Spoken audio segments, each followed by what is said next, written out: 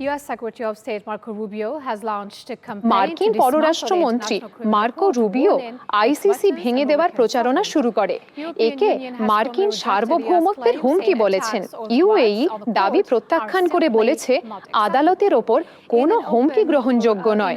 সোমবার পোস্ট করা ভিডিওতে রুবিও দাবি করেন আইসিসি যুক্তরাষ্ট্রের সীমান্তরক্ষী ও কর্মকর্তাদের বিদেশি বিচারকদের সামনে হাজির করতে পারে। তিনি জানান ওয়াশিংটন অন্য দেশগুলোকে আদালত ছাড়তে চাপ দেবে। পররাষ্ট্র দপ্তর জানায় মার্কিন সহায়তাপ্রাপ্ত দেশগুলো আইসিসি প্রত্যাখ্যান না করলে তাদের ওপর কড়াকড়ি আসতে পারে।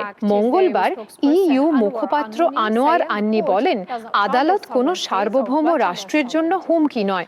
সাবেক এইচআরডব্লিউ প্রধান কেনেথ রথ সহ আইন বিশেষজ্ঞরা রুবিওর দাবিকে ভুল বলেছেন। তারা জানান এসআইসি সদস্য না হওয়ায় যুক্তরাষ্ট্রের ওপর আদালতের কোনো এখতিয়ার নেই।